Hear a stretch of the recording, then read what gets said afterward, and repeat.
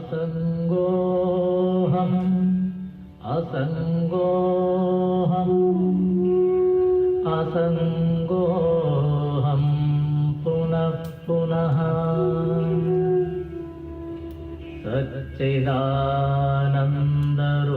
सच्चिदानन्दरूपोऽहम्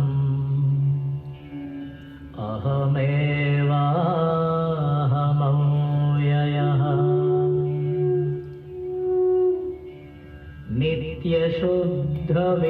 नित्यशुद्धविमुक्तोऽहम्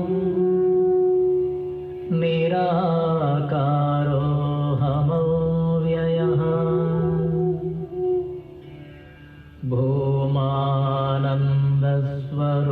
भूमानन्दस्वरूपोऽहम्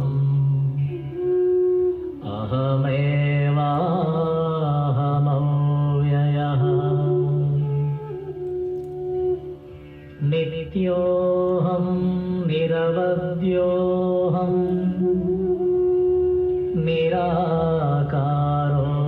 निराकारोऽहमच्युतः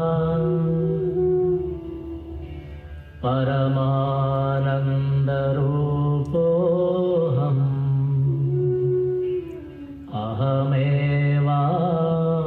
अहमेवाहमव्ययः शुद्धचैतन्यरूपोऽहम् आत्मा रामोऽहमेव च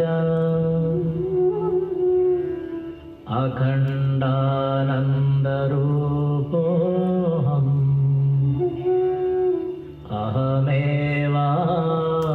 अहमेवाहमव्ययः प्रत्यक्षचैतन्यरूपोऽहम् शान्तोऽहम् प्रकृतेः परः शाश्वतानन्दरूपोऽहम्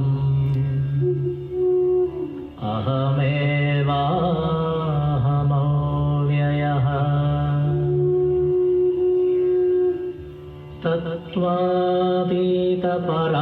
तत्त्वातीतपरात्माहम् मध्यातीतः परशिवः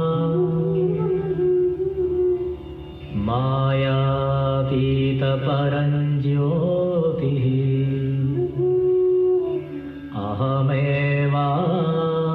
अहमेवाहमव्ययः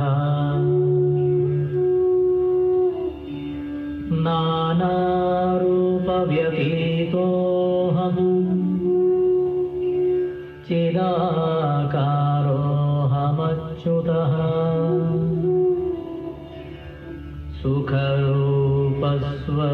सुखरूपस्वरूपोऽहम्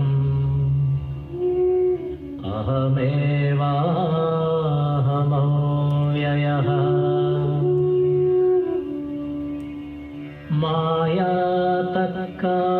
मायातत्कार्यदेहादि मम नास्त्येव सर्वदा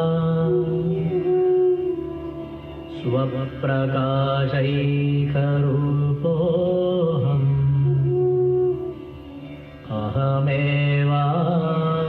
अहमेवाहमव्ययः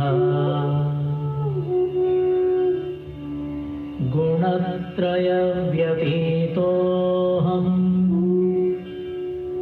ब्रह्मादीनां च साक्ष्यहम् अनन्तानन्दरूपोऽहम्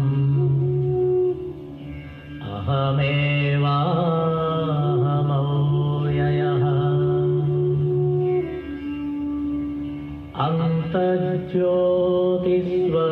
अन्तर्ज्योतिस्वरूपोऽहम्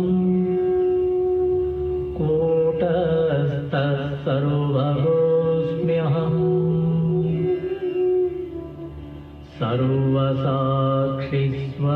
सर्वसाक्षिस्वरूपोऽहम्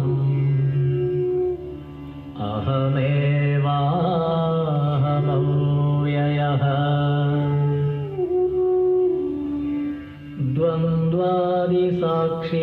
द्वन्द्वादिसाक्षिरूपोऽहम् अचलोऽहं सनातनः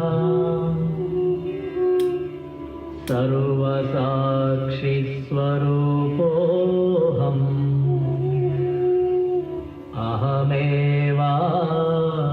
अहमेवाहमव्ययः प्रज्ञानघन एवाहम् विज्ञानघन एव च अकर्ताहम् अभोक्ताहम्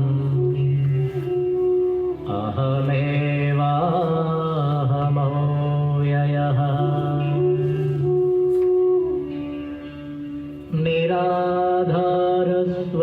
निराधारस्वरूपोऽहम् सर्वाधारोऽहमेव च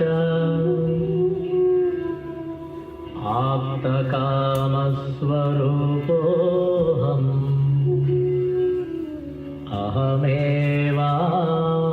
अहमेवाहमव्ययः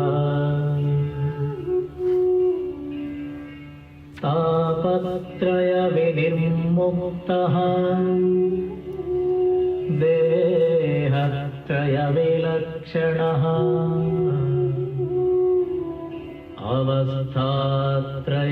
अवस्थात्रयसाक्ष्यस्मि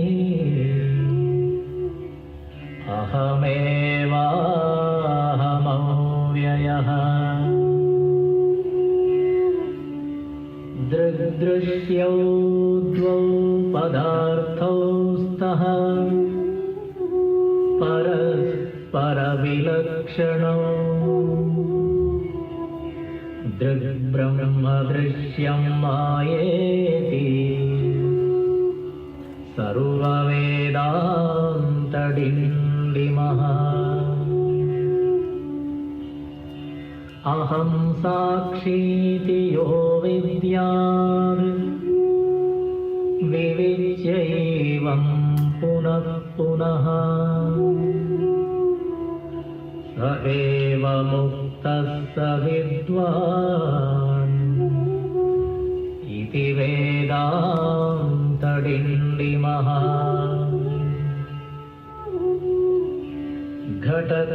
घटकुड्यादिकं सर्वं मृत्तिकामात्रमेव च तद्वद्ब्रह्म जगत्सर्वम् इति वेदान्तडिण्डिमः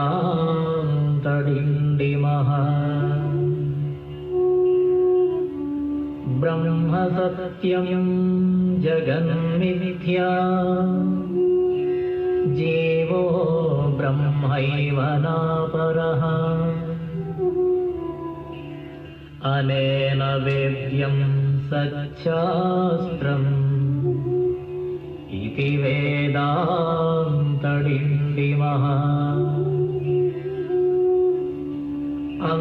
अन्तर्ज्योति बहिर्ज्योतिः प्रत्यग्ज्योतिः परात्परः ज्योतिज्योति स्वयं ज्योतिः आत्मज्योतिशिवोऽस्म्यहम् ज्योतिज्योति स्वयं ज्योतिः आत्मज्योतिशिवोऽस्म्यहम्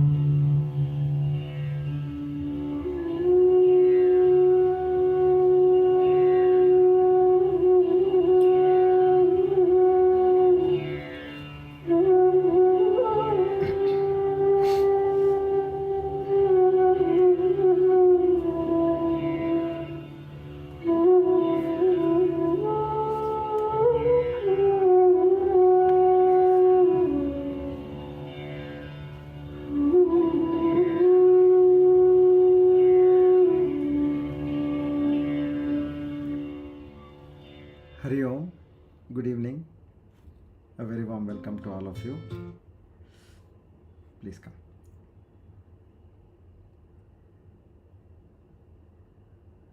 Let's invoke the power of praying together.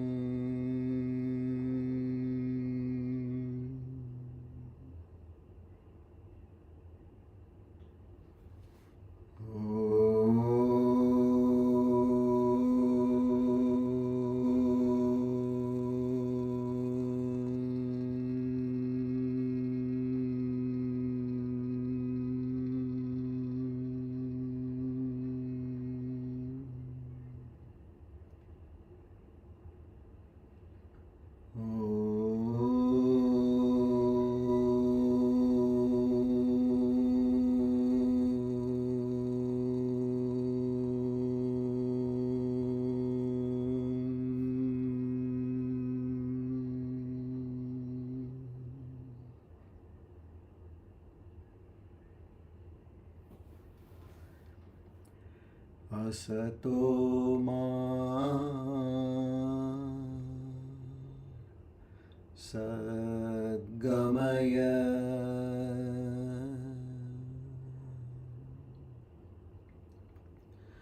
tamaso ma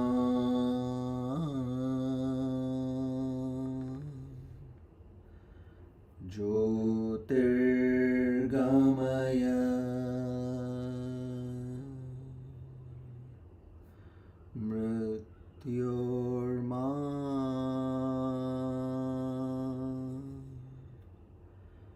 amrutam gamaya.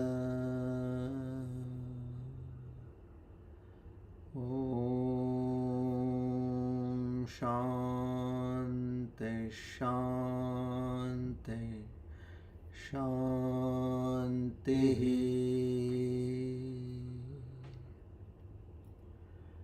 Hari Om Tat Sat. Shri Chinmaya Sadgurave Namaha.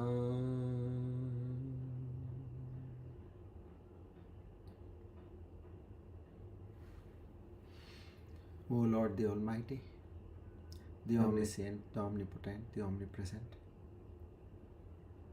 to such a supreme reality, together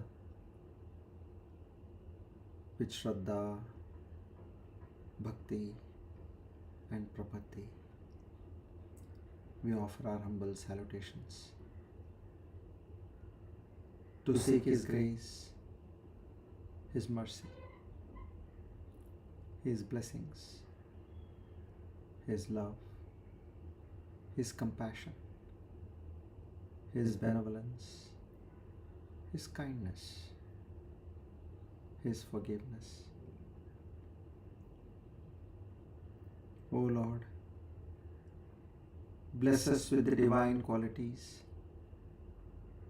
such as Shraddha, Bhakti,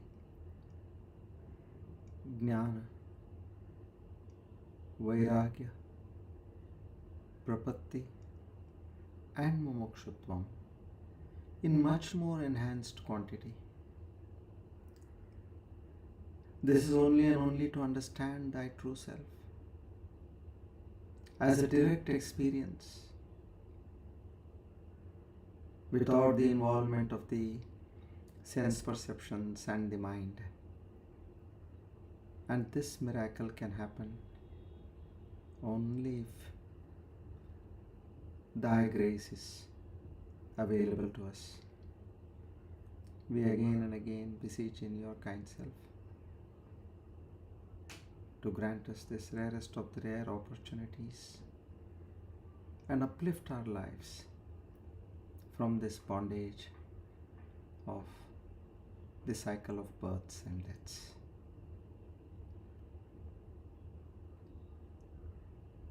We offer our sincere pranams, salutations and gratitude to the entire Guru Parampara.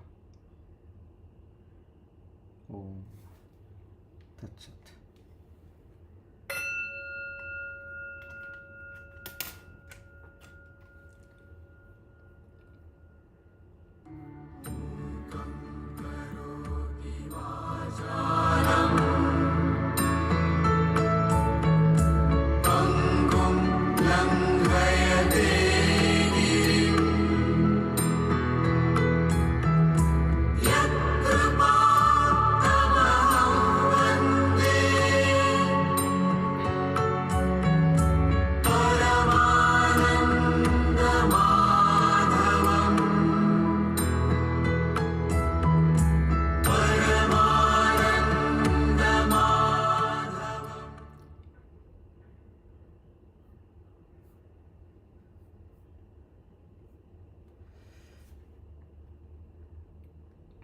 Today, by the grace of the Almighty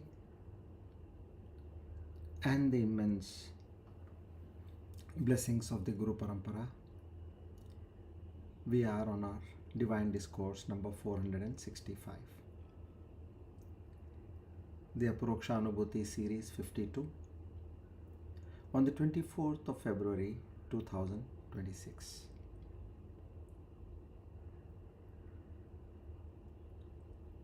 Swasti Shri Vishwavasunama Samvatsara Uttarayana Shishira Rutu Falguna Masa Shukla Paksha Bhauma Vasare Saptamyatito Kritika Nakshatra Indranama Yoge Bhadrakarane. On this auspicious day of Tuesday and the auspicious time of the evening, we once again reaffirm our solemn oath and pledge. Naham karta hari prernaya hari prityartam.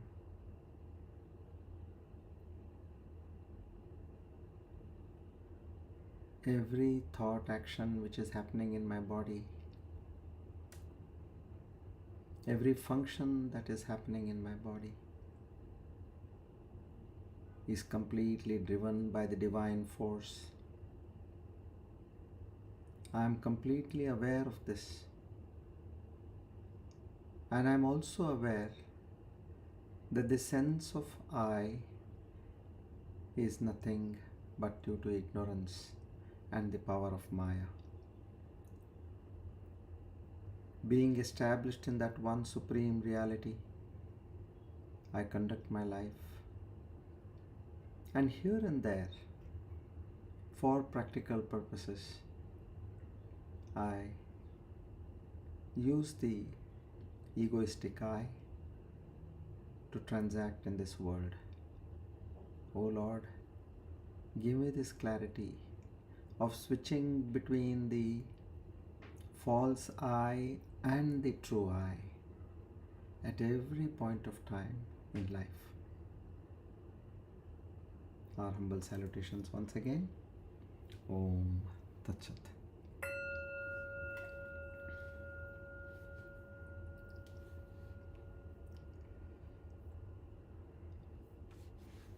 Hari Om. Good evening to all of you once again. So today's outlay will be, we study from where we had left last, verse 129. We move on till maybe 131, or even if we can do 132. And then we cover two divine names from the Vishnu Sahasranama. What will be of primary importance today will be, based on the teachings of Bhagavan Shankaracharya. After he has told us, you are in Anatma, you have moved to Atma, and then he says, both Anatma and Atma are nothing but one and the same. Because this Anatma has come from the Atma. It doesn't have its own independent reality. So the foundation, the basis for the Anatma, or the cause for the Anatma, is nothing but this Atma, which is the pure consciousness. So in this way now he establishes that whatever state you be, you are in pure consciousness. You are either in the cause or in the effect. But know that there is only one reality. This is the crux of what he is trying to conclude now. He gave us techniques, 15 techniques. And then what did we learn in all these techniques? Everywhere he told us that you are that pure consciousness. Meaning, other than the pure consciousness, there is nothing else. See, immediately if you cannot grasp, I am that pure consciousness which is infinite, which is eternal, which is omnipotent, omnipresent. Yes, it doesn't gel with the common mind. So we have to start from saying, I am at least not this. So what is that which he is going to tell us? And I'll share with you my own personal experiences as to how I could make this happen and progress on this path in my life, which I've told earlier, but I'll just elaborate a little bit more on that today. See, eventually the learning is important, but what is more important than the learning is how to make that learning a living experience. And that is the primary purpose of studying. And he himself says that don't just learn. There is no point in learning. You have to experience it. So that, and then hopefully today we'll try to move ahead on the story of Vrittasura, because there again it's about the divine teaching coming from none other than the sons of Brahma. So we'll try to get a bit of that as well. Okay, so we move on to okay, one more thing which I will be discussing today is, see, when we say experience, how do I experience this consciousness? I know awareness is there, but now awareness is again reflected consciousness. Anything which we are seeing here is that reflected consciousness. Then how do I get established in the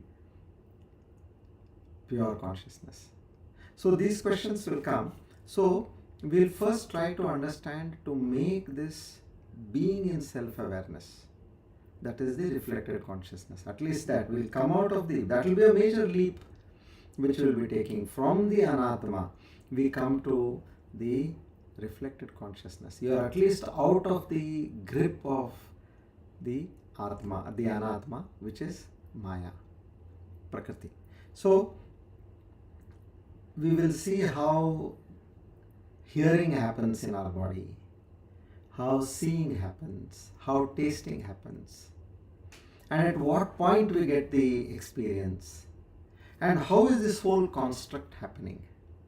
See, the reason is we are used to, any ordinary person, be it a beggar or be it an emperor, both of them have got the same kind of experiences in terms of seeing, hearing, touching, smelling, tasting. All these experiences are the same depending on whatever they are seeing, hearing, tasting, smelling, touching. So how this happens, that is extremely important for us, so that you will be able to attune yourself on a constant basis with this knowledge. Okay, let's start with verse 129. So in the previous session, obstacles to the techniques while you are practicing them, those obstacles were discussed. So now he moves ahead in telling us some more about how relevant, how important this knowledge is. Shri Harim Paramanandam Upadeshtaramishwaram Vyapakam Sarvalokanam Karanam Tam Namamyaham.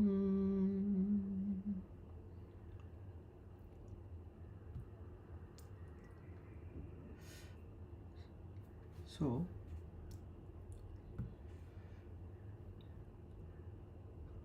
here we move on to 129.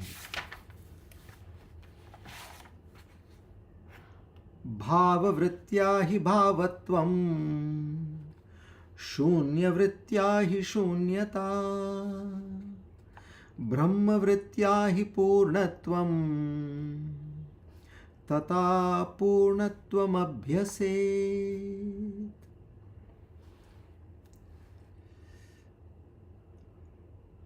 As they say, straight line approach.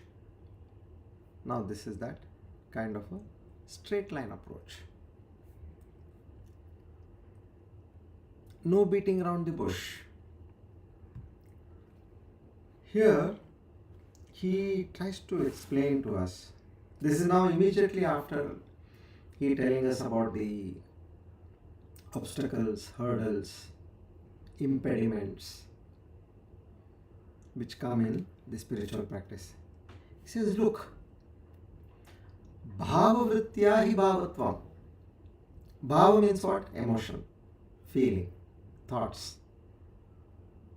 Now, when we say emotion, feelings, thoughts, then anxiety, fear, like, dislike, jealousy, hatred, they're all a part of this bhava, meaning this emotion. He says, if you think of a bhava, meaning if you are engrossed in emotion,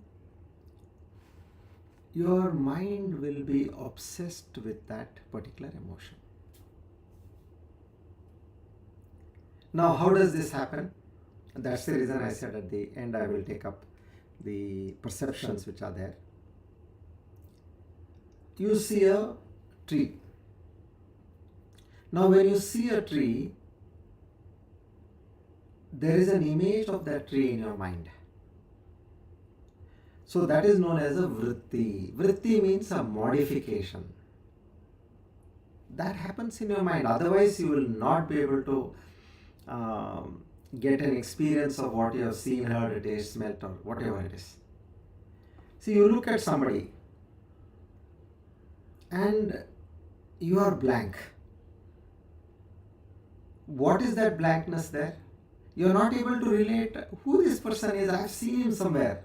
You know that you have seen him or her, but you are not able to relate. That's where the blankness comes. That means that vritti has still not formed in your mind. So, these vrittis which constantly are forming in one's mind. So here, Bhagavan Shankaracharya says, if you think of objects, you will always have some or the other modification of the mind in terms of an object. So be careful on what you are thinking. Now it's like if there is a lake is compared to a mind. Now if a twig falls in the lake, let's say there is a tree and from the tree a twig falls in the lake. So that serene lake, suddenly when that twig falls in the lake, you will see there are ripples, there are waves. So in a serene mind, the moment the thought comes in, you will see that modifications, that movement happening in your mind. Otherwise, till then it was calm. So there he tries to tell us that these vrittis, which are a constant work of the mind, be attentive, be careful, be observant of what these kind of vrittis are happening over there. Now in Sanskrit what they call ghata vritti, pata vritti, matha vritti. It's rhyming. Ghata means pot, pata means cloth, matha means monastery. So different thoughts are coming. They're all vrittis. Now accordingly you will see images of all these coming in your mind. So now likewise we have got so many things, we have got so many commitments. We have to say draw money from the bank, we have to pay bills, electricity bills, or we have to pay some EMIs, we have to go and get some registration done somewhere. Now when all these things are happening, now our mind is so tuned that constantly by a default setting there are thoughts running one after the other, one after the other, one after the other. You don't have to do any special effort over here.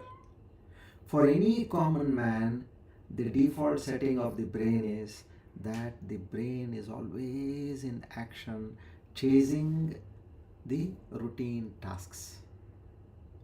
And there the amygdala in the brain, it is known as an amygdala hijack. Sometimes you are calm, suddenly it raises its red flag.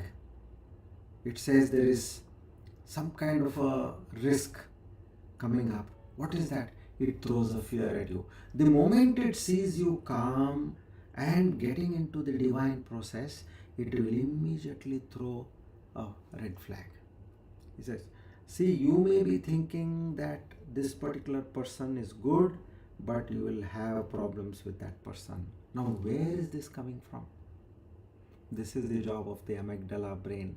It wants to keep you in its clutches. And what is it in its clutches? Meaning you have to either be in the state of emotion, or you have to be in the state of any feeling, or you have to be in a state of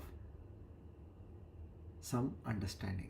You are not supposed to idle your brain. So this inner security guard, it is known as, it hits the siren, and even if nothing is happening, it will send you a thought, a feeling, an emotion. So these are one aspects.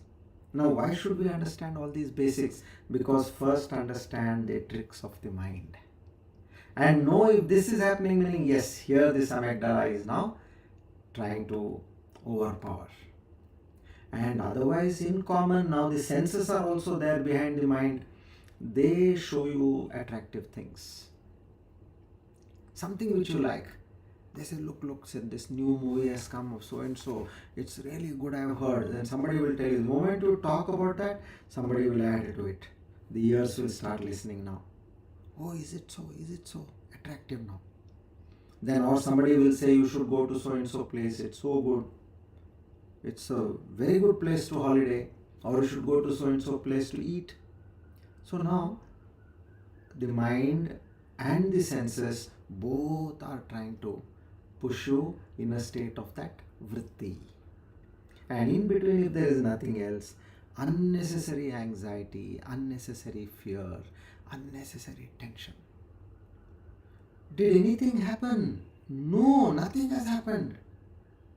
But it comes. Now all this comes from the mind. And the specific part is the amygdala, that part of the brain. So don't get carried away by all this. See, what a big lesson we are getting over here. We as a person, how do we get stress? Stress is nothing but we are worrying beyond the extent of what needs to be worried. That's all. Now, if you want to have your dinner in the evening, how much do you have to worry? Like, is it a big issue that where there is a question mark whether you will get your dinner or not in the evening? There is a set process.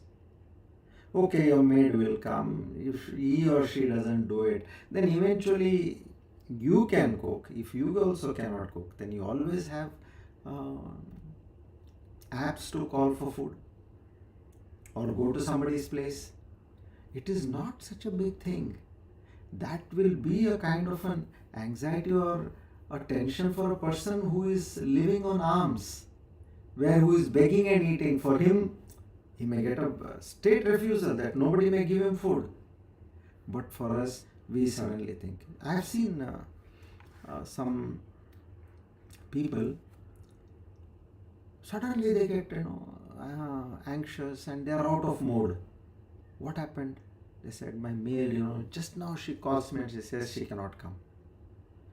That is the kind of a disturbance it is created in their mind.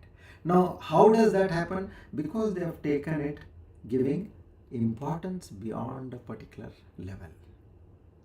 So, beware of such kind of vrittis which come in. And then, now we will slowly try to present to us what should be our state of mind. That is very important. So first go back to your default settings and don't just allow anything and everything to come into your mind. Just like you tell, okay, if you are in an independent house, you tell the watchman, don't send anybody inside. And you set up a intercom over there. He has to first check with you who it is. And if at all you give a permission, then that person comes in. So this way, you are changing the default settings. You are not allowing your mind to play its own games. See, in your mind, whatever you think about, you become that. In the sense, you get so entangled with that. Now look at a pregnant mother. As she is pregnant, she is thinking about her child so much so that the moment the child is delivered, it does not consider she does not consider that child to be something different from herself, because that constant thought process was happening. Some people are so attached to their business, and all the time they are thinking about their business. They are at home, business. At office, of course, they are all the time thinking about business.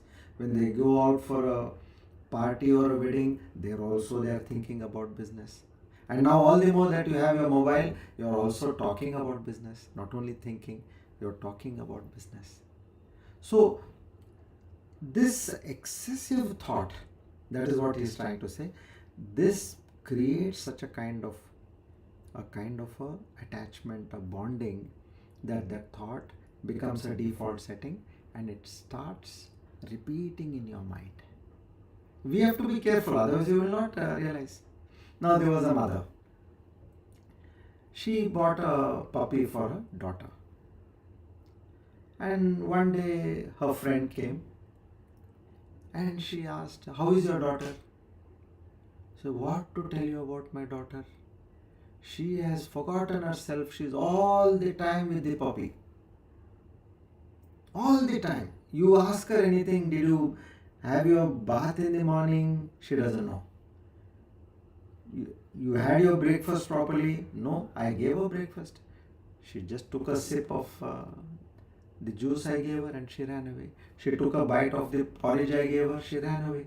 So this way, what is her mind? Now that puppy or that dog has become her mind. Constant vritti of that shedding in her mind. So here one what has to do. Now see, we all are in this phase where we have something or the other by default which is bothering us. It may not be bothering, it may also be taking our mind towards that all the time, be it a like or a dislike. Now, what should be done is, as we just say, I am not this body, I am not this mind, I am not this intellect, I am not these senses. Na deham, na manaha, na indriya. It is not going to work. As I told you, that negative thought has to be replaced with a positive thought. That is neuroplasticity. It actually endorses this statement. It says you have to use a positive thought. If you are not this, then what are you? We have to say, I am that consciousness, appearing as this body, mind and senses. This works wonders, I'll tell you. Before going to sleep, just keep repeating this. I am not the body, mind and senses. I am the consciousness appearing as the body, mind, senses. Very simple. Keep repeating. So the moment you get up, you will get up with this thought only. Then again start chanting. These are two powerful times of rewiring the brain. Excellent times. Just before going to sleep and as soon as you get up. And then last time I told you about the acronym TAB. Thought, action, breath. Now how is this universe functioning? This entire universe is functioning on three basic principles as per EV, and you relate it to TAB. F is what? Frequency is nothing but thought. E, energy, is nothing but action. And B, breath, is nothing but vibration, or vibration is nothing but breath. Now you look at your own self. How do you perform, or how do you engage in this world? Fundamentally, you have that vibration part, which is the breath. Without the breath, you are dead. Okay, you may be having a breath, but if you do not have the E and the F, E is action, F is thought. If you do not have these two, then you are in coma. So if you want to function, you have to have all these three. A living organism has to have all these three. So now you have the breath, and you are also operating with this energy, and before energy, which is the action, you have got a thought, which is the frequency. So now this is one also great formula to be constantly engaged in this thought of Brahman. You are getting what kind of thoughts now? Bhavavritya hi bhavatvam. You are getting unnecessary thoughts. He says, the moment you are getting that thought, immediately focus that now if I am getting a thought, the thought is, although it is about a tree, it is about a puppy, it is about some work, know that this thought is coming from the universe. And then you get into action. Yes, now I am going to the bank. Okay, I have to deposit something in the locker, or I have to draw some money from the bank. So action. So know that this action is happening. This energy which is created in this body is all happening due to the power of the universe.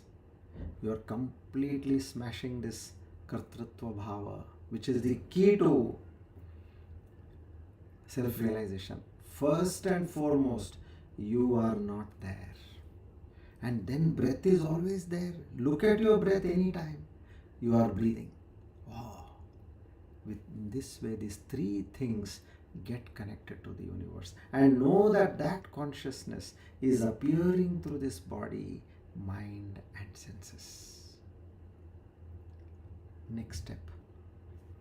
As you get some expertise on this, then say, I am that consciousness which is not only appearing as this body, mind and senses, who?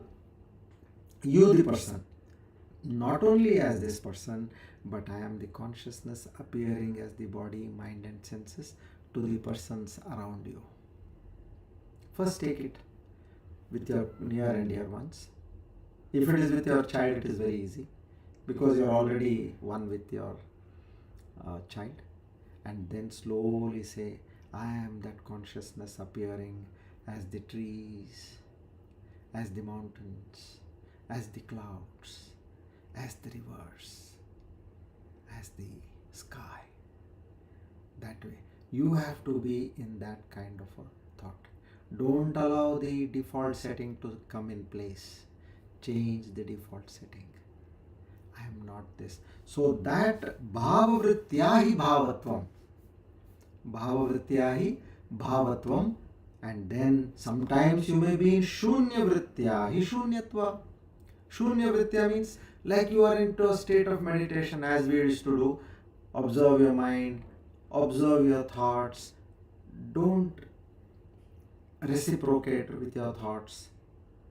So when you start reciprocating with your thoughts, then the thoughts pass away and you are absolutely in a thoughtless state. That is again shunyata. So that may keep your mind quiet for some time, but that is nowhere giving you any kind of a knowledge. You may have a vessel now which was filled with unwanted things. Now what you have done? You have emptied the vessel. Okay, now you are in the right position to receive something. So then put that, I am that consciousness reflecting in this body, mind and senses.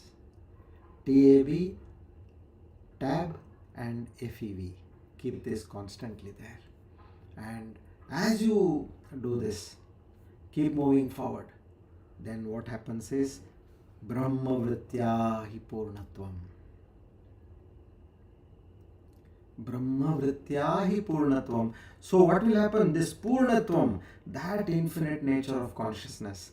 Now you have removed your Bhavavritya, the feelings, emotion, thoughts, vritti, to the Brahmavritti. Thought about that consciousness. That shunyata also you have converted into thoughts about that consciousness. See, so lucidly is telling us this is what is happening in your mind.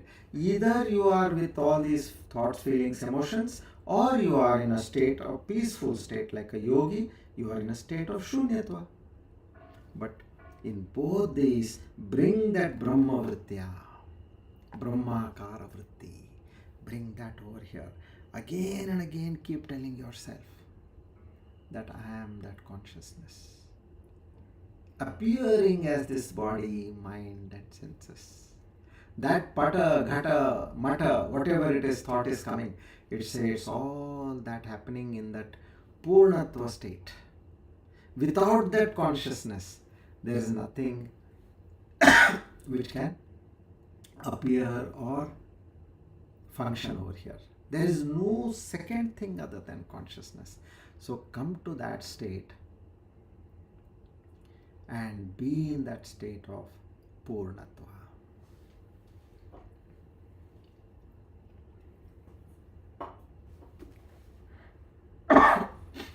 Sorry. And what will happen? As he had said in this previous verse, Akritimananda. Akritimananda is where you get joy without the experience of anything outside. See, that is Akritima. You get abundant joy, non-artificial joy, which is known as bliss. What is joy? Artificial, getting from artificial things, that is joy. What are artificial? Anything where you eat something nice, you hear, you smell, you taste. Now you are dependent on some external object. Now that external object gives you some kind of unhappiness because it has basically given your mind and your senses what it needed. It is coming from outside, but here without anything you are getting that Akritima Ananda. See, now I'll tell my own situation. Being a businessman and successful, as I was telling you, that despite all the right practices, doing yoga, doing meditation, doing Sandhya Vandan, and all whatever is prescribed by Dharma, doing everything in the right manner, but still that contentment or that bliss was not there. And then as I was visiting the Chinmaya Ashram, you have a temple on the hilltop over there. So while you're going there, you come across various Swamijis. I used to see that there was so much contentment in their eyes and on their face. And a question was to come to my mind. What is that they have? They don't have a family, they don't have any great possessions, they don't have any comfort. They lead a very simple life, meaning they eat very simple food, they don't go on vacations, they don't really get to experience so many good things or pleasurable things, what we call. Now when this is there, what is the meaning of where does this contentment come from? So contentment does not come from all what we have thought so far. So that's when I took a strong discriminative or discernment, Viveka Shakti, that one should follow this path. And as the Shloka from the Mandukya Upanishad says, Gnatavya Gnatam Praptavya Praptam and Kartavyam Kritam. Meaning why they are happy is what is to be known is known. What has to be attained is already attained. And what has to be done is done. So nothing remains. See, you say, for example, you see a housewife. She's got several chores to do. Now at one point of time during the day, she has completed all her work. And then she is relaxed. Isn't it? We experience this. At one point, when you are relaxed, when you have completed all your work. But in the midst of your work, you tell them, go and relax. You'll say, how can I do that? I have so much to do. So that is when you have done all that what needs to be done. And you know all that needs to be known. You have seen when we were appearing for the board exams. There are different categories of students. Some students, they come very calm. They have carried their compost box and one pad, and they coolly and calmly they walk into the hall. Some are there where they are climbing the stairs, they are still turning pages. And some are discussing. Arey, iska answer kya hai? What is that? What is this? And then, as they enter, the person who entered in a calm manner, he will also write in a calm manner. He will give his paper with no stress on his face, and he'll come out. Because what has to be known is already known. And the person who is still turning pages, why is he in stress? Because he's still to know. He's not known what is to be known. And when a person has done what is to be done, he is at peace. So krita kritya. So here we have to say that we have to complete our job. Now, having known this, everything else is also known.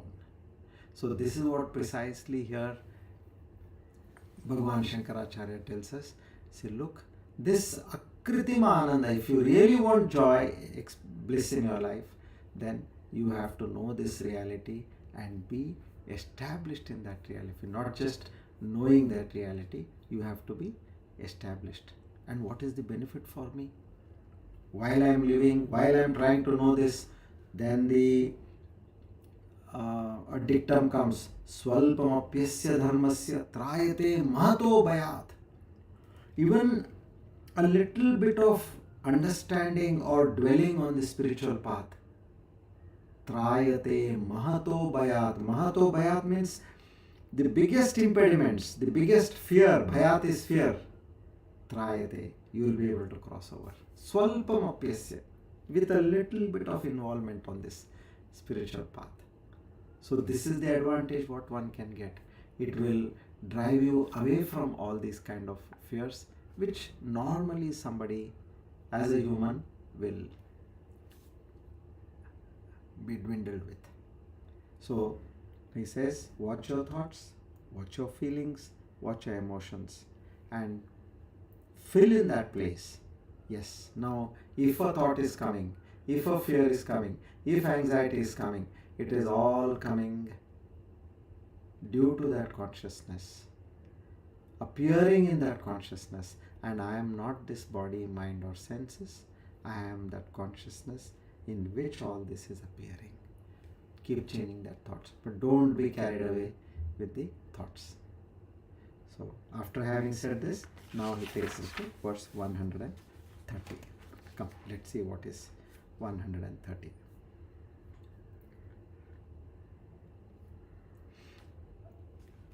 ये हि वृत्तिं जहात्येनां ब्रह्माख्यां पावनीं परां वृत्त्यैव ते तु जीवन्ति पशुभिश्च समानराः. No, he says, those men who reject and give up the supreme idea of Brahman, and the adjective over here is which is purifying. Pavanim param. Param is that supreme reality. And what is that? Brahmakhyam, that supreme reality. Now, that is pavanim, it is purifying. You give up the supreme idea, you reject that supreme idea, means you are going to live in vain.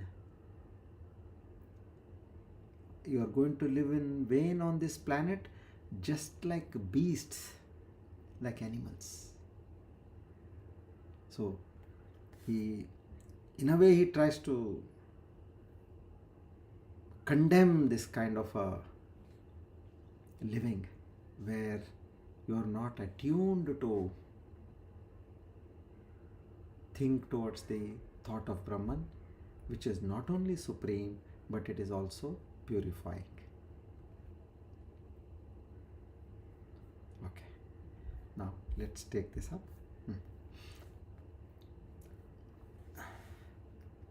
So as we could see, so this Pavanim Param, it is so holy, it is so pure that this can transcend you from the ocean of births and deaths. Otherwise, by default, as per Jiva, you are to go keep cycling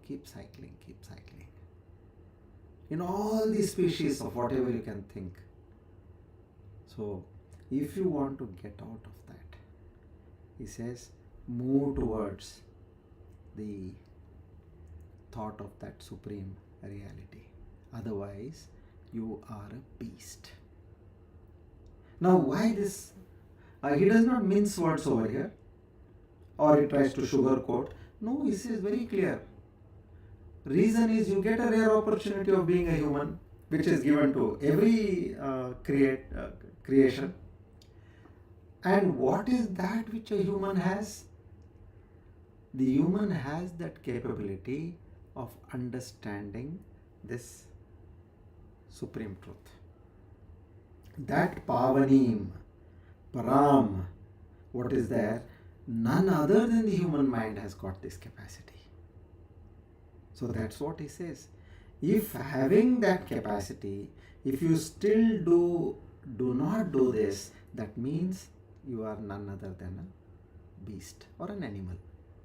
Ahar nidra bhayamaitunancha samanametat pashubir naranam dharmo hi tesham adhiko visheshaha dharmena hina pashubir samana. Meaning ahara, food, eating, nidra, sleeping, bhaya, being fearful, maitunam, having sex. These samanametat pashubir naranam. It is common between a pashu, an animal, and between a human. Okay, all these four are there in animals also and in humans also. Dharmo hi tesham adhiko visheshaha. Now that dharma is that one thing which is adhiko, means it is there, which is not there, which is vishesha, specially which is there, which is not there in animals. So dharmena hinaha, such a human, if he is hinaha, means if he is not abiding by these principles of dharma, that means he is pashubir samanaha. He is none other than a beast or an animal. He may be dressed in good clothes, move around in good cars, live in good houses, but he and the dog or the donkey or the pig on the road is, in the true sense, they all are same. This is what. So now immediately a thought comes. What is that dharma which we are talking about here? So here I'll go to the core of what the Rishi Munis have explained dharma as. Yato bhyudayaha nishreyasaha siddhis sadharmaha. Yato bhyudaya means that which uplifts a person. How does something uplift a person? In different parameters, ethically. If somebody morally has fallen down, now what you do is you use all ethical practices to lift that person from, if he is telling lies, if some person is stealing, if some person is making false allegations. See, now these are all immoral practices. If somebody is talking ill of somebody, now all these immoral practices what one we have, now that ethically you have to be lifted. So this is what dharma does. And now if somebody is not doing action in the right way, so there by karma yoga, it tells us that is known as the Kayaka Tattva. It tells him that you have to perform your duty. And if somebody has fallen down to bad habits, Vyasana, what we call, there you have to tell him again this Niti, good ideal principles, or what we call as code of conduct, explain to that person and lift. Now this is Dharma again. Everywhere you have to uplift yourself. So now once there somebody is like downgraded, then you have to tell him, look, you and me are no different. The only reason you are now feeling downgraded is because you are not practicing the right things. Be it from the point of view of health or from the point of view of wealth or your mental stability. Whatever it is there, you and me are same. Only thing is you are not practicing because you are not aware. So yato buddhyayaha is saying nishreyasa means what? That moksha, that paramashanti, that kaivalya, in Jainism what they call as nirvana. So now this dharma is that knowledge what one should get to uplift a person or a jiva from wherever they have fallen. So a Sufi saint says the same thing. Now what is told by our religion, a Sufi saint says, वही सच्चा दीन है, दीन means dharma, जो इंसान को इंसानियत के साथ जिंदगी और बंदगी दोनों सिखावे. So now if you carefully see what the rishis and Sufi sons are saying about dharma, he says वही सच्चा दीन है, that is the true dharma, जो इंसान को, meaning to a person, इंसानियत के साथ, along with being on the values of a human being. What does it say? What are the values of human being? Let's say Yama and Niyama. In Yama you have Ahimsa, Satya, Asteyam, non-stealing, Brahmacharya, that is which is conserving your energies or sense control, and Aparigraha, non-acceptance of possessions. And then Dhamma, he talks of Shaucha, Santosha, Tapaha, Swadhyaya, and Ishvara Pranidhana. Now all these are again dharma sadhanas. So now he says, Zindagi, one has to lead an ethical life. And how you behave with your family, with your relations, with the society, then be it the countrymen, all these, how you are behaving, that becomes your dharma. And thereafter what he says is bandagi. He says, did you get the knowledge of uplifting yourself from apart from being a good human? Are you moving towards the Lord? What we call as sakshatkar. Are you doing anything? So zindagi और बंदगी दोनों सिखावे वही सच्चा दीन है, meaning that alone is the right dharma. Not just living. Are you able to uplift your life? So in this way, that paramo dharma, what he is trying to say is here, you have to understand and reach to that state. Go taking all the four paths, dharma, artha, kama, moksha. Keeping dharma as the foundation and keeping moksha as the goal.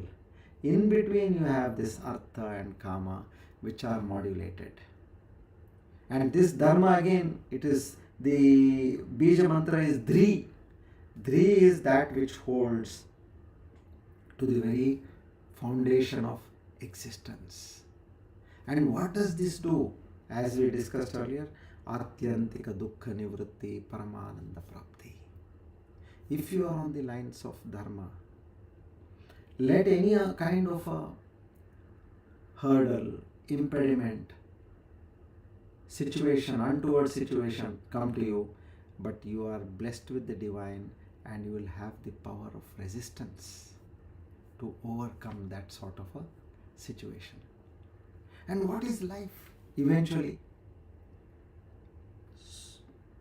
Sri Ramakrishna Paramahamsa put this in a magnificent way. I was really baffled by this.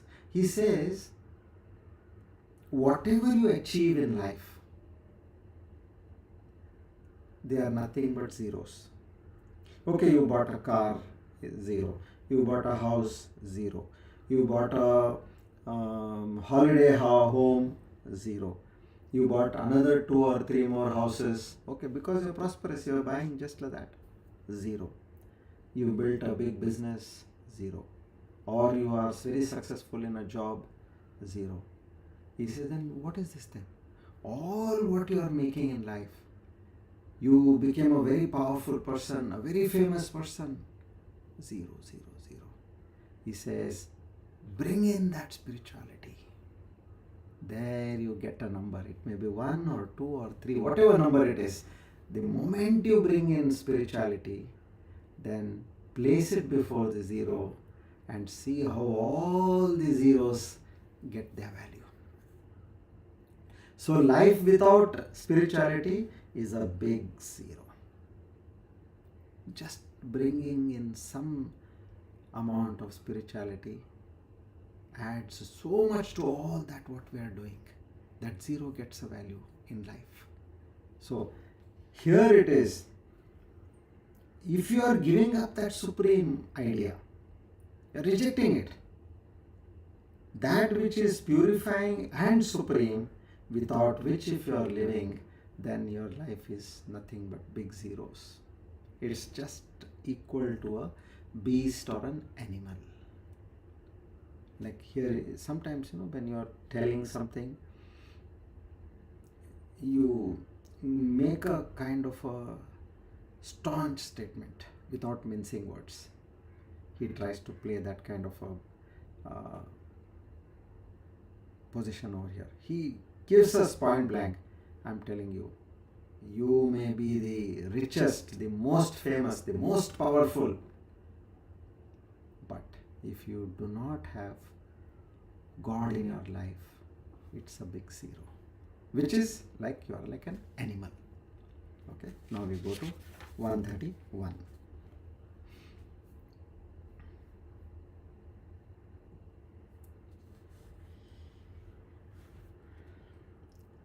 ये हि वृत्तिं विजानन्ति ज्ञात्वापि वर्धयन्ति ये ते वै सत्पुरुषा धन्याः वन्द्यास्ते भुवनत्रये.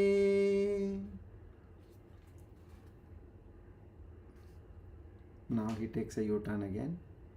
Those blessed persons who have realized that I don't want to be a beast or a animal, and who know this state of Brahman, not only knowing, it takes it to the next level, who develop it more.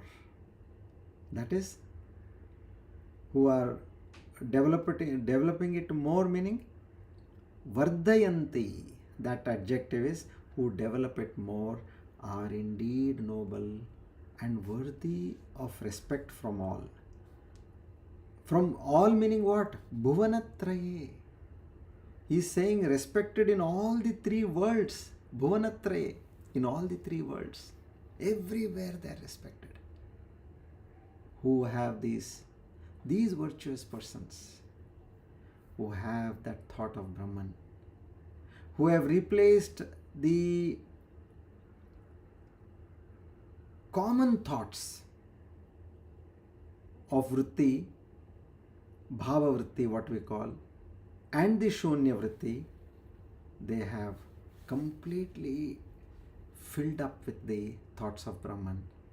Such people are respected not only here but in the entire 3 worlds. He makes this, he says, he applaud, he pats your back and he says, you should do this. You should do this now. You have to get established in this. And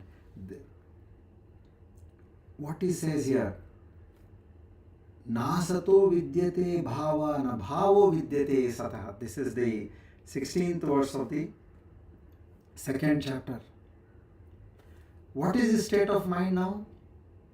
Of this unreal, that is this asat, what we call anatma, all this what you see is nothing but an appearance. There is no real existence. Now, what do you mean, no real existence? I can see things which are there in front of me. If there is fire, I put my hand, it will burn. If there is ice, if I put my hand, it will freeze. And you are saying this has got no real existence, meaning it has got existence for the time being. That is the meaning of illusion or no real existence. And of the real, which is that consciousness, that Sat, there is no non-existence. It's not that it is not there at any point of time. It is always there. Now this knowledge, na sato vidyate bhavo, na bhavo vidyate sataha. If you are able to be established in this thought, that one supreme reality, Sat Chit Ananda, that consciousness which is operating in this entire universe with these three powers. What are they? TAB, thought, action and breath. What are the intrinsic qualities for all these three, or the fundamental qualities behind all these three? Is FEV, that is frequency, energy and vibration. So see, our whole life is operating. And what is that which you see in this world? It is illusory in the sense it is there today and it may not be there tomorrow. And it was not there yesterday. Meaning it's not there on all the three periods of time. It is there only for some point of time. So here he tries to make this very clear, that this knowledge in this person is so complete and is in that perfect state of Brahman. Now, that should be our thought or frame of mind. Now, as I told you, this is nothing but practice. Like even Sri Ramakrishna Paramahamsa also mentioned this. He says, you practice this in such a way, and he gives a metaphor of these women in the villages. Now, you know, at the sari, at the end of their sari pallu, they have their house keys and they tie it.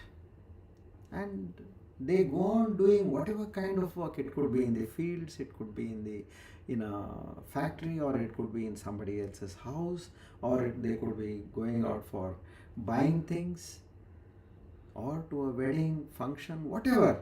Now, that key to their house is in their pallu. So he says, keep this knowledge in your pallu, tie it at the helm of your sari, and go around doing whatever you want. Now that is the level of dedication what he is asking. You do whatever you want. I am not going to ask you what you are doing, but in every thought, know that these three powers are functioning. You are having a thought, and based on the thought there is an action, and the foundation to these two is your constantly breathing. That is the life factor. These should be in your mind all the time. He makes it very clear, and he then says further, he adds to this, where he says,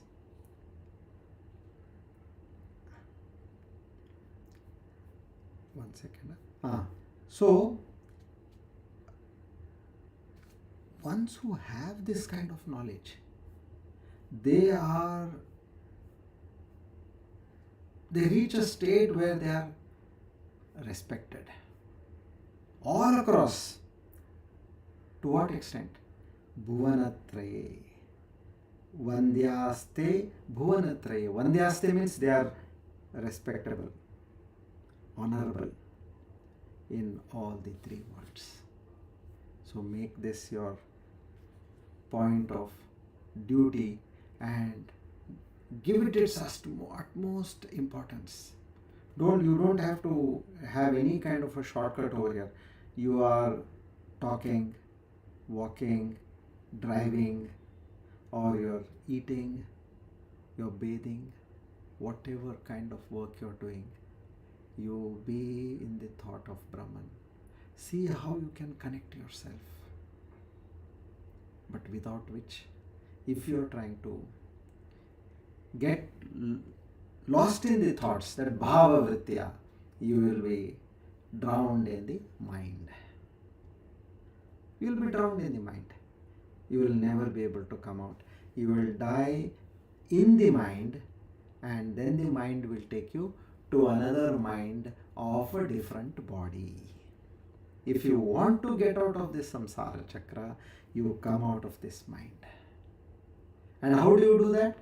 Fill that mind with the Brahmakara Vritti. Know that whatever is happening, I am getting a good thought, it is happening in consciousness.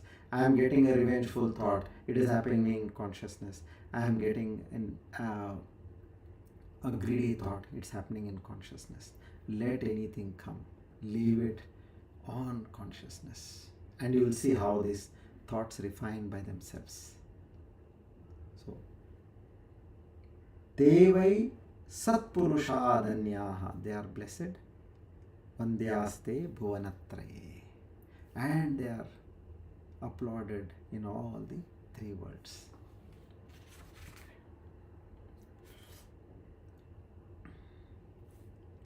Okay, now 132. Let me see. I'll for the time being, I'll keep this 132 aside. What we'll do is we'll take up these what I mentioned to you about how we connect with the sense perceptions, because now it is practical for you. You have got the knowledge. You have to start practicing, where you are removing the thought which you had thought so and so to be, with the thought that everything is Brahman and Brahman alone, and the tab and the FEV. These are the three universal powers connected with each and every action in your body. Now these perceptions, now we'll understand how this works. Like for example, sound. Okay.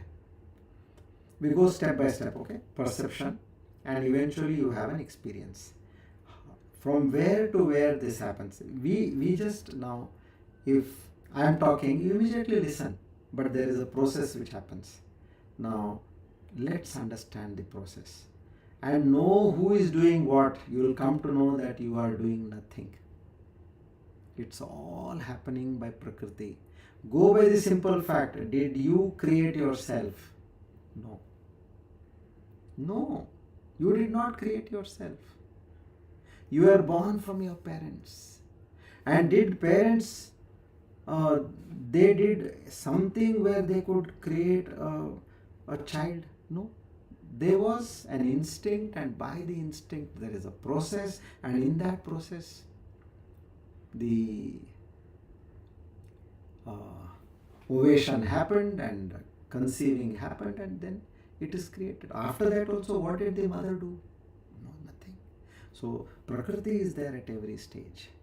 If you say, no, I don't want to, you tell your heart to stop, will it stop? You say, I don't want my blood to flow now in the body, will it happen? No. You tell your lungs, no, don't breathe, will it happen? I'm telling you, when you are into action, say, I don't want to do any action. I don't want digestion to happen. Will it happen? I want to feel hungry right away. Are you able to feel hungry? Or when you are hungry, you say, no, now I have to feel satiated. Will that happen? No. Same with sleep also. You say, I want to go off to sleep now. Will it happen? No. When by nature what has to happen in the body will happen at the appropriate time. So it is, this knowledge has to come, and you become an observer. When you are in the state of observation, means you are in the state of that reflected consciousness. You have come out of the I. I am the doer. Kartrutva bhava vihinaha. I am no more the karta. So, how does sound happen? Let's say you listen to a bell. Now the bell vibrates. When the bell is rung, there is vibration which come from the bell, and those vibrations, they disturb the molecules in the air. In other words, it means a sound wave is created, just like ripples in water. And these sound waves, from the place where it was disturbed, it comes and touches your ear. Now, the outer ear, which is called as the pinna, now it catches these sound waves. Like a funnel, it just draws all these sound waves. And now this sound waves is sent through a thin flap, which is known as the eardrum. It is sent over there. And now the eardrum vibrates in response to the sound waves, because that's also, it's a nice layer which can receive the sound waves which come from the external world. And these vibrations, now see what happens, they pass through 3 small bones in the middle ear. There are 3 small bones. Now these bones, immediately they amplify the vibrations. They make it stronger, and then they send to the inner ear, which is known as the cochlear. Now this inner ear has got a fluid. It is, some liquid is there inside this spiral. It's like a, it's like a shell, a seashell. Okay. Now it has got the fluid, and inside the cochlear there are small tiny hair-like cells. Okay. Now these hair cells, they bend when the vibration reaches them. Now these are amplified sound waves which have come from outside, and they are amplified. Now when the vibration reaches here, this creates an electrical signal. Imagine now, from where to where a sound wave from outside came here, amplified, and it became an electrical signal. Now these electrical signals are sent through the auditory nerve, from the ear, auditory nerve to the brain. And there is a special part in the brain known as the auditory cortex, which is in the temporal lobe of the brain.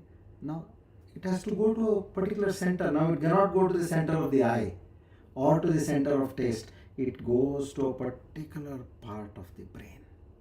Now if you have a heart problem, you go to the section in the hospital which is treating heart diseases. In the same way, it goes to that auditory cortex, and there, that experience of sound, when it goes to the center in the brain, that experience also was outside. It is now inside your awareness.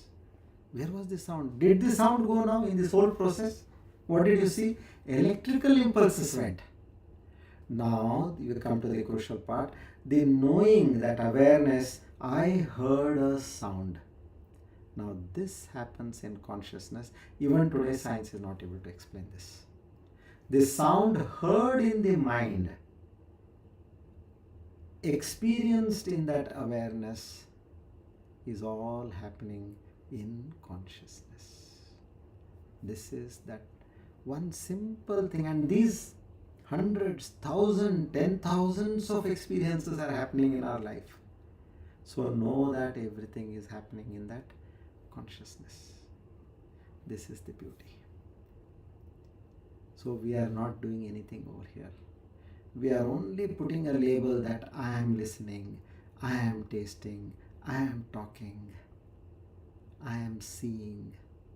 No, it is everything ordained by nature. So just surrender. Be in that thought of consciousness. Anything which is happening, go into that state. Be it breathing, be it action, be it a thought, be it a perception. Know that everything is happening in consciousness. What difficulty is there? What you need to understand over here? Forget about what we have understood so far. Just know that everything is happening in consciousness. Start practicing it, and by God's grace, you will get it. So the next we'll take seeing and also tasting in detail, just like we did like this. We'll take in the next class, and we'll go to the story of Vritrasura. Okay?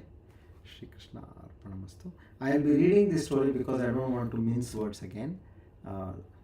The Brahma Jnana is going to come, so rather than me telling in my words, let's listen to the words, original words from the Bhagavat. Okay. Shri Krishna Arpanamastu idam namama.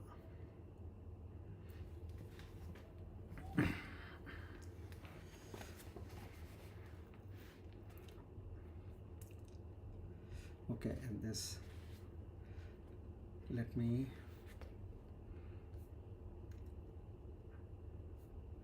read. Okay, see, now where were we? The death of the prince happened. Okay, and now the prince is no more, and all ruckus was happening in the palace. And eventually now, when the father and mother cried like demented persons, and the entire place was sunk in woe, and of course the entire country was also in dismal appearance. Now, till here we had understood the story. Now comes sage Angiras, who had granted them the child, and along with him this time came sage Narada. Earlier he was not there, only Angiras had come. He comes there with Narada. Now they approached the king and spoke words of wisdom to this unhappy man. He is drowned in sorrow. They gave him words of wisdom. They said, "O king, you are now mourning the death of your son. But if you look at it in a sensible manner, you will realize that you are doing a foolish thing." What is the foolish thing over here? Mourning on the death of your son. What is he to you that you should weep for him? Now listen, this is very careful, you should understand. He's saying, for whom are you weeping? And what is he to you that you should weep for him? How are you related to him? See, you think that you are the father and that he is your son. But think for a moment, in your previous birth and in his previous birth, and again in your next birth and his next birth, will you both have the same relationship as you are having now? Eye openers these are. We are drowned into all these family relationships, binding. You have a duty, do your duty, that's it. Don't get attached anywhere. That is what it is saying. Understand. Did you have the same relationship during your earlier births? This son of yours who seems to be yours now is not going to be your son in your next birth. He may be your friend or your enemy or perhaps an entire stranger to you altogether. This relationship of father and son is so indeterminate. When the river is flowing fast, grains of sand which flow along with it travel together for a while, and then they are parted, never to meet again.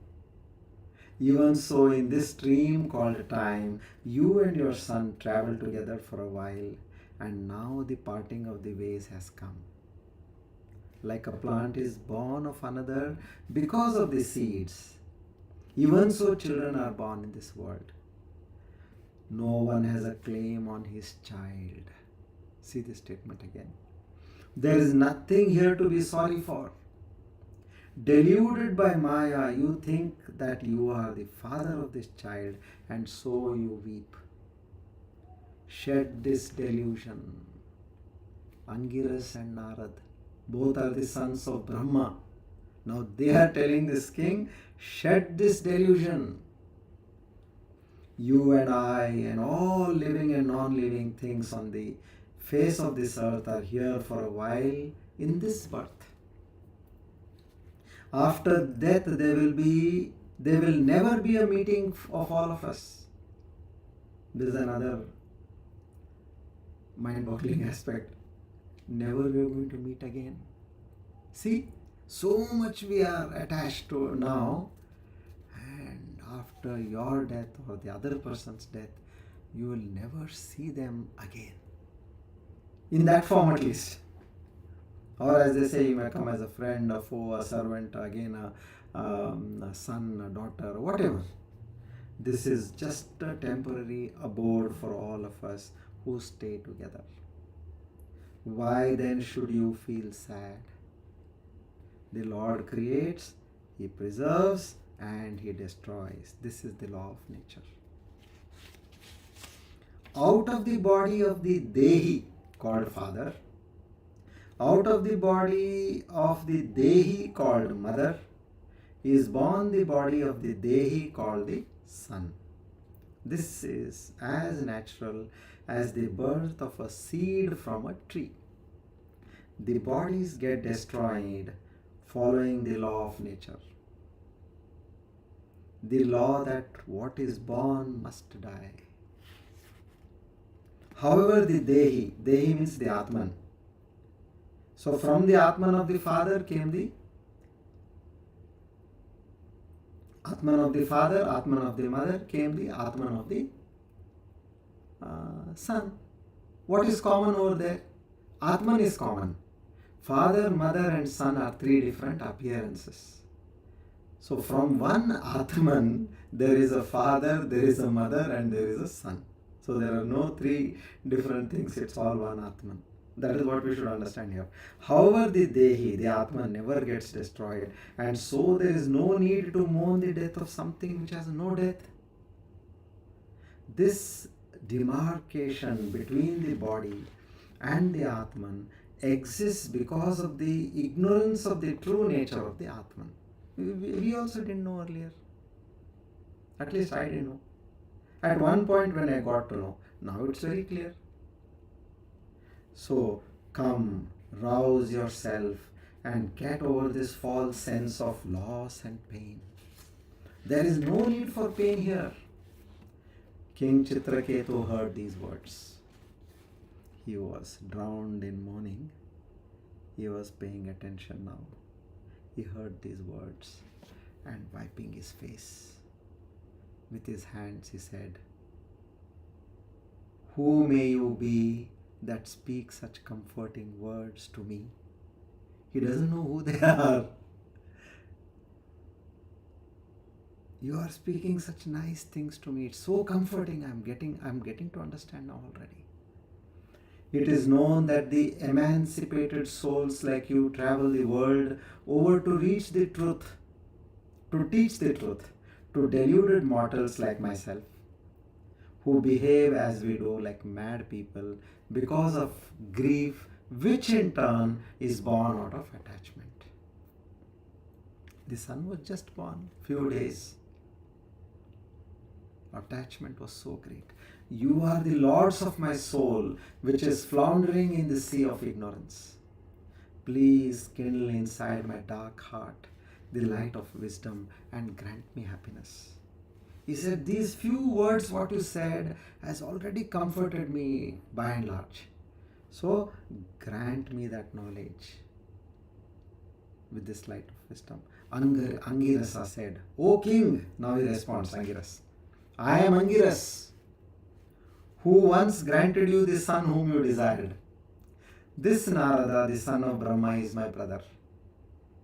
Burning as you are with grief of losing your son, you are not able to recognize me. I am aware. Don't worry, I am not mistaking you. We have come to save you. You are devoted to the Lord, and it is not right that you should be unhappy." See here again how the divine universe works. When you are devoted to the Lord, even if there is sorrow in your life, Lord ensures that He takes that sorrow away as quickly as possible. The more the faith, the more faster it will go. When I came to you last, I would have taught you the Brahma Vidya. This is important here. Please note. But I saw that you are not ripe enough for it then. You were still caught up in the Maya of the Lord. You had a desire for an earthly object, that is a son. And so I granted you a son. Now you are going through the tortures of a man who has lost his son. Meaning here is clearly saying, if at that time you had asked me Brahma Vidya, I would have given you Brahma Vidya. But I saw you had a earthly desire. I want a son, I want a son. O king, woman, home, wealth, glory, the objects of the senses, royalty, servants, friends, relations, all these are but so many causes of pain, of unhappiness, of delusion, fear and sorrow. See, the son of Brahma is telling this. Consider for a moment. Have you never stood on the terrace of your palace and watched the clouds chasing each other? At times you have not observed, have you not observed that they look like a large city with battlements, with palaces, with spires and castles? Has not your imagination ever conjured up a city out of nothing? In the clouds is talking. This cloud city is called by the wise as Gandharva Nagari, a city built entirely out of the power of imagination. Have you never dreamt? And during the duration of the dream, have you not felt that you were part of it? Once the dream is over, once you wake up, then you know that it was all unreal, that this waking state and this waking state is real. Once the clouds are scattered by the passing breeze, you see the Gandharva Nagari melting away and you realize that it was all unreal and that there was really no such thing as a city in the sky. Have you not felt all these things? Even so are the things of the world. This kingdom, this wealth, these wives, and this son whose death you are mourning, all these things are like objects which you saw in a dream. They do not exist. Like when you get up from a dream, you realize that it was an unreal world you are living in. So, even so, when you wake up into the real Brahmi state, this world will appear to you like a dream from which you have woken up. Again, a very important point here. Just like we wake up from the dream and we know that the dream was false. If we are able to get into that realized state, how do we do that? That vritya, remove all the vritti of the feelings, emotions, thoughts and fill it up with the Brahmakara vritti, the thought of the Brahman, the thought of consciousness all the time. Just keep thinking, go mad after it. You're mad, we all should be mad after Brahman now. That consciousness. How do we experience it? Tab. FEV. That is which is there in my experience right now, in your experience right now. So Narada said, I will teach you a mantra from the Upanishads. After repeating it for a week, you will see Lord Adishesha. You will then shed this sense of duality and reach the state which all emancipated souls have reached. With his yogic power, Narada made them all see the dead prince. Now the conversation between the prince who was dead, now he and the king and the queen, that is his father and mother, they have a conversation. Because the Lord, with the yogic power, Rishi Narada, he brings him the dead prince. So what is that? We will see hopefully in the next class. And after that, then again, with that mantra, they get Lord Adishesha gives them the Brahma Vidya. And then why such a person who was Vrittasura? How did he become Vrittasura? Now we are midway. We are getting so many other nice things to learn. We will take this in the next class. Shri Krishna Arpanamastu.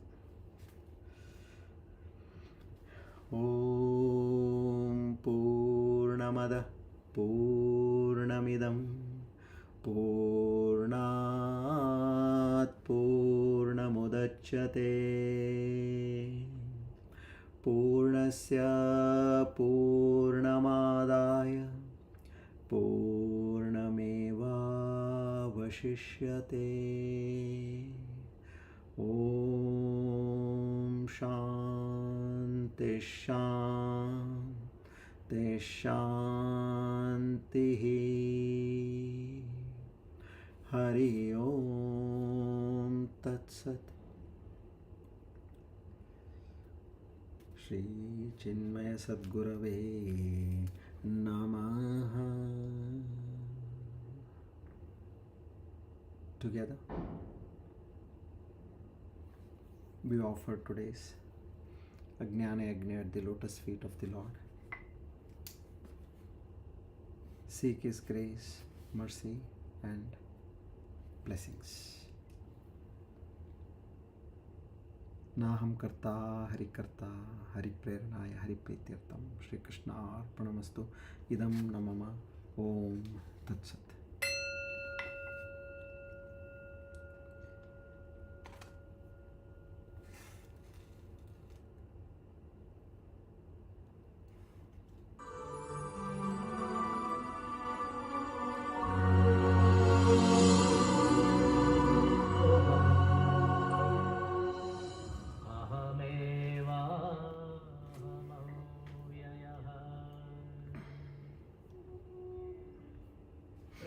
So good evening to all of you once again. Next week,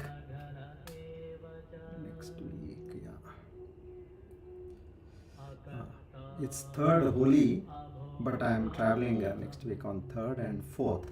So hopefully we'll have a class on the 5th. Okay, I'll be going on 3rd and coming back on 4th night. So 5th we'll have a class. If there's any change in the plan, then we'll stick to our original plan. Okay, Hari Om.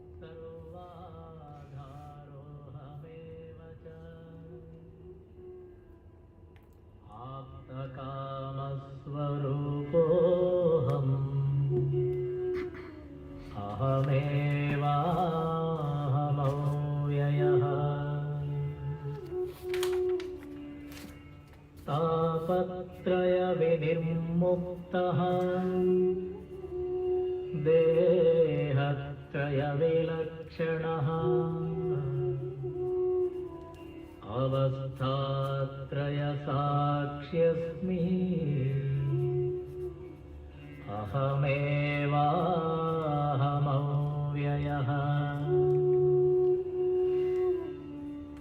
दृग्दृश्यौ द्वौ पदार्थौ स्तः परस्परविलक्षणौ दृग्ब्रह्मदृश्यं मायेति सर्ववेदान्तडिण्डिमः अहं साक्षीति यो विद्यात् विविच्यैवं पुनः पुनः स एव मुक्तः स विद्वान् इति वेदान्तडिण्डिमः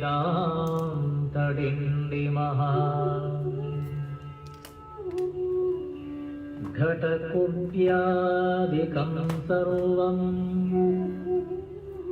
मृत्तिकामात्रमेव च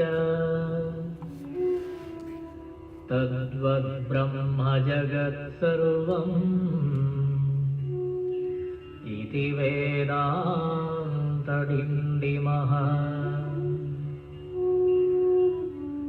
ब्रह्म सत्यं जगन्मिथ्या जीवो ब्रह्मैव नापरः अनेन वेद्यं सच्छास्त्रम् इति वेदान्तडिण्डिमः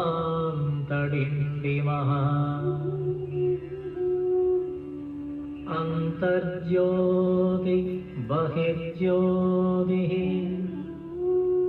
प्रत्यग्ज्योतिः परात्परः ज्योतिज्योति स्वयं ज्योतिः आत्मज्योतिः शिवोऽस्म्यहम् ज्योति स्वयं ज्योतिः आत्मज्योतिः